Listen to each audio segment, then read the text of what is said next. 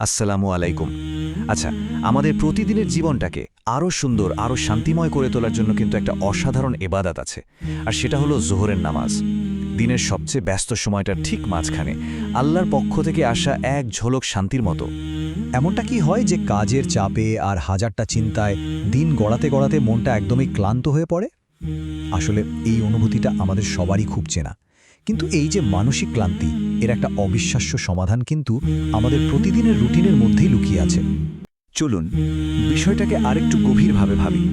জোহরের নামাজকে শুধু একটা নিয়ম বা দায়িত্ব হিসেবে না দেখে যদি এভাবে ভাবা যায়, এটা হলো দিনের হাজারো ব্যস্ততার মধ্যে মহান আল্লাহর সাথে একান্তে দেখা করার একটা বিশেষ সুযোগ।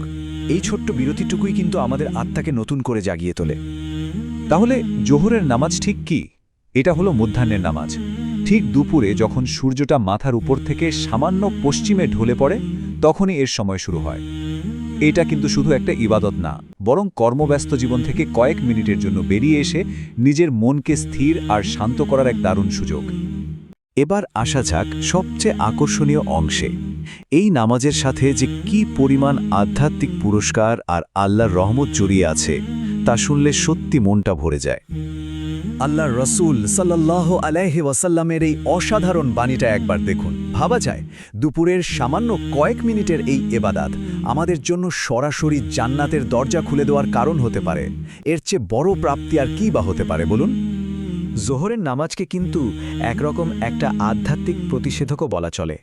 এটা সকাল থেকে কাজ করতে করতে জমে থাকা সব দুশ্চিন্তা আর অস্থিরতাকে যেন ধুয়ে মুছে সাফ করে দেয়। মনটাকে শান্ত করে, আমাদের হৃদয়কে নরম করে তোলে।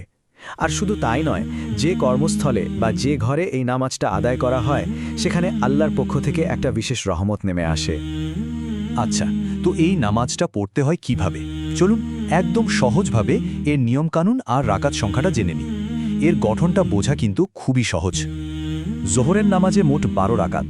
প্রথমে 4 রাকাত সুন্নাত, যেটা অনেক সোয়াব বয়ে আনে। এরপর হলো 4 রাকাত ফরজ, যা আদায় করাটা বাধ্যতামূলক। তারপর আরও 2 রাকাত সুন্নাত, আর সবশেষে 2 রাকাত নফল। এই নফল নামাজটা ঐচ্ছিক হলেও এটা আল্লাহর আরও কাছাকাছি যেতে অনেক সাহায্য করে। নামাজ আদায়ের কথা উঠলেই আমাদের প্রায় সবারই প্রথম যে অজুহাতটা মাথায় আসে সেটা কি? ব্যস্ততা, তাই না? কিন্তু চলুন একবার দেখি আমাদের এই সাধারণ অজুহাতের বিপরীতে আল্লাহ তার বান্দার জন্য কি অসাধারণ সব প্রতিশ্রুতি দিয়ে রেখেছেন। এই স্লাইডটা কিন্তু খুব সুন্দরভাবে আমাদের ভাবনা আর আল্লাহর প্রতিশ্রুতির পার্থক্যটা তুলে ধরেছে। আমরা যখন ভাবি সময় নেই, আল্লাহ তখন আমাদের রিজিকে, আমাদের রুজি রোজগারে বরকত দেওয়ার ওয়াদা করেন। আসলে নামাজের জন্য সময় বের করা মানে সময় নষ্ট করা নয়, বরং নিজের সময়ে আর সম্পদে আল্লাহর রহমত যোগ করা। মানে মূল কথাটা হলো এটাই যে আমাদের সব কাজের উপরে নামাজের স্থান।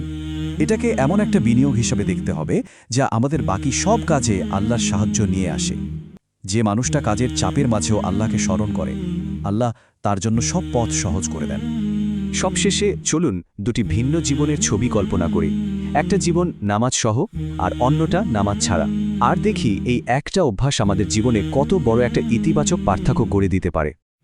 যারা নামাজকে অবহেলা করে তাদের জীবনে প্রায় একটা অস্থিরতা কাজ করে, মানসিক চাপ বেড়ে যায়, আর জীবন থেকে বরকত বা আশীর্বাদটা যেন কমে যেতে থাকে।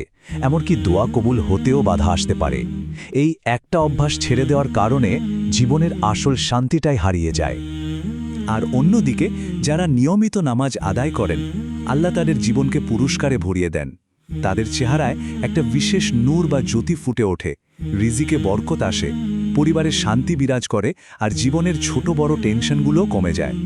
আর সবচেয়ে বড় যে পুরস্কার, তা হলো আল্লাহ তাদের গুনাহ মাফ করে দেন। এই কথাটা কিন্তু মনে গেঁথে নেওয়ার মতো।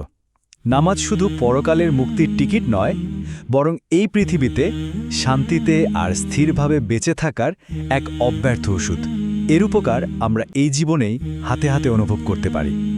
চলুন আলোচনাটা শেষ করি একটা গভীর ব্যক্তিগত অনুভূতি দিয়ে। জোহরের আজানকে শুধু একটা নামাজের দাগ হিসাবে না ভেবে ভাবুন তো, এটা আল্লাহর পক্ষ থেকে পাঠানো একটা ব্যক্তিগত আমন্ত্রণ। তিনি যেন ডেকে বলছেন, আমার প্রিয় বান্দা, তোমার সব কাজ আর দুশ্চিন্তা থেকে কয়েক মিনিটের জন্য একটু ছুটি নাও, আমার কাছে এসো। তোমার মনের সব কথা, সব কষ্ট আমাকে বলো, আমি তো আছি তোমার কথা শোনার জন্য।